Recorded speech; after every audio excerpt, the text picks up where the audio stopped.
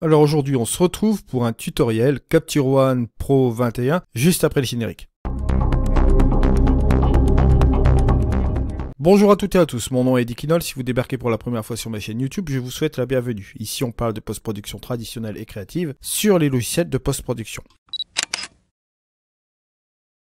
Alors, aujourd'hui, on va s'attaquer à cette photo de longue exposition. Avec un filtre Lee, je vais faire partir cette colorimétrie, cette dominante bleue, bien sûr, juste après. Je tenais à vous rappeler, bien évidemment, que là, bientôt, vous allez avoir la nouvelle version Capture One Pro 22 qui va sortir en décembre. Je vous ai annoncé la dernière fois avec l'upgrade possible avec les différentes offres sur les licences perpétuelles. Et je vous le rappelle, que vous ayez une licence par appareil photo ou la licence complète de Capture One, bien sûr, vous pouvez passer à un upgrade, vous aurez une 22% de réduction, et vous avez la possibilité d'avoir une réduction supplémentaire grâce à mon coupon code. Je vous mets la petite vidéo relative avec l'explication de cette offre, bien sûr, et je vous mets les deux offres, les deux coupons, si vous possédez bien sûr une version de Capture One 21 ou une version de Capture One 20 ou plus ancienne. Il y a deux offres différentes bien distinctes pour obtenir la réduction. Et bien évidemment, le coupon code Eddie Kinol est toujours actif. Alors, on y va, c'est parti. Truc assez particulier, j'ai sélectionné cette photo pour de longue exposition. On va prendre les annotations, tiens, pour s'y retrouver un peu. Là, ici, comme vous le voyez, j'ai une source lumineuse juste ici. Bon. C'est le truc qui est relativement intéressant. Et au niveau de ma composition, comme vous voyez là, bon, j'ai comment dire ça, j'ai l'eau, la mer que j'ai utilisée ici pour faire une espèce d'entrée, pour entrer vers la lumière, là justement, juste ici. Je l'ai faite en longue exposition, bien sûr. On a plusieurs choses ici. Bon, là, va falloir que je tire les ombres, bien sûr. Et j'ai enlevé cette forte colorimétrie bleue, cette dominante bleue due à mon filtre Lee, pour faire la longue exposition, pour obtenir quelque chose de pas mal. Bon, et on verra aussi avec les profils de correction, profil ICC aussi, pour pouvoir post-traiter cette photo. Alors là, bien sûr, on a plusieurs éléments ici qui nous ramènent vers cette source lumineuse. On a bien évidemment ici cette cote qui est là, qui ramène juste ici. On a même cette partie du phare qui peut faire un certain équilibre aussi avec cette partie lumineuse. Et on a ici, hop, une paroi qui ramène par là. Bon, la compo elle est simple, elle n'est pas compliquée en elle-même, mais bon, on la voit pas vraiment là ici, puisque forcément, le problème qu'on a là, c'est qu'on est dans l'obscurité, bien sûr. Alors, la première chose que je vais faire, c'est, bon, ici on va chercher quelque chose qui va être plus ou moins neutre. Je vais prendre ici ma pierre grise qui est là, voilà, quelque chose comme ça. On va obtenir quelque chose d'un petit peu plus correct ici. J'appuie sur mon H pour avoir la petite main là. Et là, cette fois-ci, ce que je vais faire tout de suite ici, c'est... Bon, on va voir si on peut pas dégager un peu les ombres. Et voilà, forcément, ça va aider un peu pour voir les détails qu'on a dans cette roche. On a bien sûr des trucs intéressants sur l'image. Vous allez voir tout de suite. C'était d'un Nikon D610. On a vraiment du détail. Sur du 24 mégapixels sur le senseur, donc on a vraiment des choses intéressantes ici. Donc ce qu'on va pouvoir faire avec cette photo là, je vais aller directement dans mon générique ici, je vais prendre mon neutre, voilà, complètement comme ça. Pourquoi? Pour la simple et bonne raison que je veux récupérer un petit peu de choses ici au niveau de mon histogramme, et on va baisser un peu les hautes lumières, voilà, juste un peu comme ceci. Je vais jouer plus là-dessus. Bon, mon curseur de haute lumière, je peux y aller franchement, il n'y a pas vraiment de problème là-dessus. Par contre, le curseur des ombres, je suis relativement un peu plus prudent. Ce que je vais faire, c'est que je vais décrocheter un petit peu mes noirs, voilà, juste comme ceci, vous voyez là, pour faire dégager justement cette première partie-là et de récupérer encore du détail ici dans l'image. Voilà, juste comme ceci. Alors, la difficulté là-dedans, maintenant, ça va être de faire beaucoup de séparation ici dans l'image. Bon, on le voit clairement. Maintenant, ici, on a vraiment tous les éléments qui ramènent à la composition que je vous ai montré tout à l'heure. Là, on voit vraiment toutes les choses. Maintenant, comme je suis dans un profil neutre, on se doute bien qu'il y a un manque de contraste assez sévère là-dedans. Manque de contraste assez sévère, mais moi, je ne veux pas contraster toute l'image. Je veux apporter le contraste par certains endroits ici. La chose que je vais faire, c'est faire un contraste contrôlé, par zone de luminosité. Bon, vous doutez bien comment on va faire. On va tout simplement ici aller se ramener avec un nouveau calque de réglage rempli, tout simplement. Et là, je vais activer la plage Luma. Et là, bon, vous doutez bien, on va afficher le masque. Et je vais inverser tout simplement ma plage. Et je vais aller sélectionner plus d'ombre, comme vous le voyez ici. Et regardez, là, on est en train de sélectionner beaucoup plus d'ombre comme ceci. Je veux gagner du temps, en fait. Voilà, juste comme ça. Et au niveau de la transition, hop, on va pas chercher à comprendre. On va juste ici. On essaye d'être le plus sélectif possible dans le masque. Je pense que là, comme ça, je vais être bien. On va dire que ça va être une bonne chose. Bon, le masque est assez fort comme ceci. On pourrait le modifier grâce au rayon, vous voyez. Juste comme ceci. Comme ça, on reste dans le masque de luminosité, mais on rajoute encore plus de pixels. Et on peut jouer, bien sûr, avec sa sensibilité. Vous voyez juste là. Bon. Nous, ici, dans notre objectif, c'est de prendre le maximum de pixels. Donc, on va rester en sensibilité maximum. Vous voyez, juste comme ceci. Je veux vraiment sectionner ce petit endroit-là. Voilà, juste comme cela. Je vais cliquer sur Appliquer. Voilà, juste comme ceci. Et ce que je vais faire, je vais aller directement dans ma courbe Luma. La courbe Luma qui va mettre d'une très grosse utilité ici, puisque je vais rajouter un point de contraste dans ce masque. Vous allez le voir. Tout simplement baisser ici ce contraste. Voilà. Et monter ici, juste comme ceci. On va faire un truc léger en fait. Pas s'embêter. Regardez le calque ici, on fait un avant-après. Vous voyez que c'est très léger.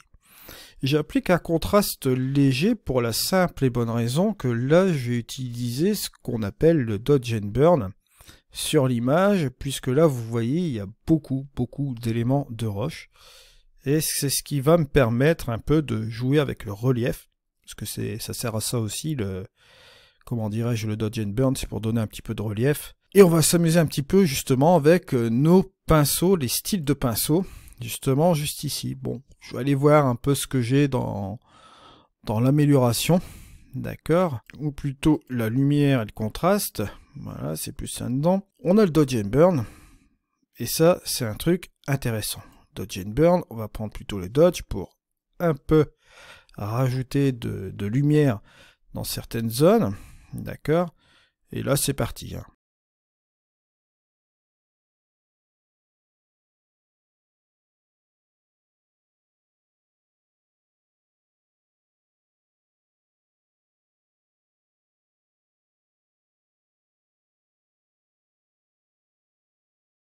Et après, bon, ce que je vais faire, je vais utiliser le burn. Voilà. Et là, cette fois-ci, on va faire quelques petites séparations.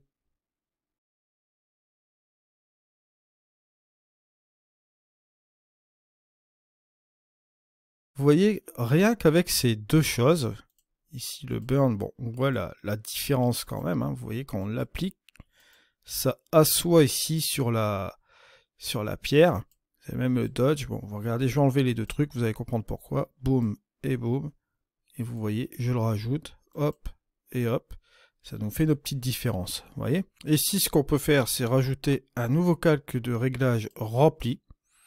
Et là, on va tout simplement se rendre dans la saturation. Et hop, on va saturer un petit peu l'image, juste comme ceci, pour rattraper un petit peu de couleur. Mais sur l'ensemble. Regardez, vous allez voir ici la différence. Hop, avant, après. Vous voyez, ça ramène de la couleur ici, de la gouache sur l'image, qui est relativement intéressant. Et là, pour fignoler aussi un petit peu l'ensemble, on va faire une chose, c'est qu'on va rajouter encore un calque vierge. Cette fois-ci, on va prendre un dégradé radial, juste ici, et on va tout simplement insister sur la partie là de l'image, bien sûr. J'aime bien partir sur cet effet-là. Bon, on va prendre ce truc-là. Je vais regarder au niveau du masque si je peux pas faire quelque chose de relativement intéressant. On va agrandir la taille du masque. Voilà. on peut faire améliorer le masque. Voilà. Vous voyez, j'ai fait un radial. J'ai utilisé la fonction améliorer le masque. Bon, je l'ai mis à 300, bon, son maximum. Ça va encore fignoler encore plus ce masque. Et la transition va se faire vraiment de manière progressive. Bon, j'ai pixelisé tout cela, bien sûr. Et on va ici, tout simplement, enlever le masque. On va baisser la luminosité. Juste un peu comme ça. Regardez ce que ça fait. Ça fait un super boulot. Regardez. Hop. Avant, après. On a redirigé tout cela, vous voyez, en 2-3 minutes. Juste comme ceci. On a redirigé la couleur comme cela. Ça donne un meilleur impact aussi. Juste comme cela. Alors vous allez me dire, on peut utiliser de la structure aussi. Hein. C'est vrai que la structure, on pourrait en réutiliser. Je vais rajouter encore un calque rempli. Voilà. Je vais me faire une plage Luma. Je vais inverser la phase et afficher le masque. Boum. On va faire une sélection un petit peu plus violente ici, voilà. Juste comme cela. Je vais rester comme ça. Et je vais booster de la structure. Hop. Rien que dans le masque de luminosité, ce que je vais faire, c'est quand même ici. Voilà, regardez ce que ça donne. Voilà, juste comme ça. Et on va appliquer de la structure comme ça. Si je fais le avant et le après, bon, je ne sais pas si vous verrez bien avec la compression YouTube, mais j'ai appliqué de la structure, voilà. Alors, si on regarde un petit peu notre version ici finale, bon, je vais mettre en épreuve, en TIFF 16 bits, voilà, le résultat. On va regarder le diaporama, et voici le résultat. Bon, on peut la laisser comme ça. Alors, bien sûr, ici, bon, on va enlever l'épreuve. Vous pouvez aller ici dans la balance des couleurs, et là, vous mettez encore un nouveau calque ici. Vous prenez un calque rempli. Vous prenez tout simplement le curseur des hautes lumières, et hop, on peut tout simplement rajouter quelque chose d'un peu plus chaud ici, voilà. Les ombres, pareil, on peut réchauffer encore davantage ici l'ambiance, vous voyez, juste un peu comme ça. On va partir là, pas trop dans un truc trop fort, voilà, ça ce serait pas mal du tout. Faites la différence avant, après, vous voyez, là c'est un petit peu plus chaud encore, on change de l'ambiance froide. Ça rajoute encore quelque chose en plus. Et même ici au niveau des tons moyens.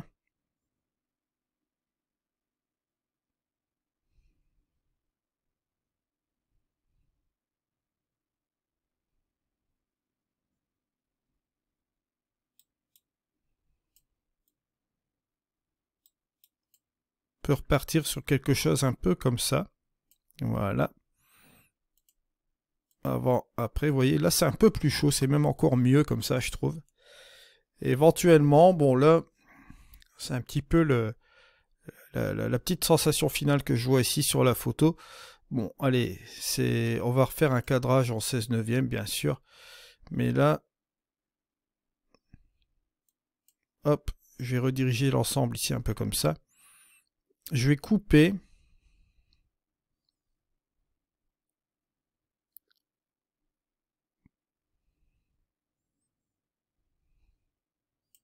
Juste ici pour avoir cette première partie de nuage.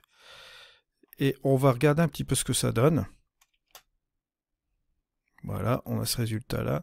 Je vais me mettre en épreuvage pour voir un petit peu la tête du fichier final en exportation 16 bits comme ça. Et on va le regarder en diaporama ensemble sur la fin. Hop! Et c'est vrai que là, ça a quand même un plus gros impact juste comme ça. On le voit complètement là. Hein. Là il y a la lumière qu'on voit juste ici. Cette luminosité aussi qui frappe sur les roches, qu'on a un peu joué avec le Dodge and Burn, hein, je vous le rappelle. Et bon, on a cette petite lumière, cette petite vignette qui est complètement fermée ici. Et ça nous donne ce résultat-là. Voilà un petit peu ce qu'on pourrait faire sur cette longue exposition. Je vous remercie de m'avoir suivi. On se retrouve dans une prochaine vidéo. C'était Eddy. Allez, au revoir.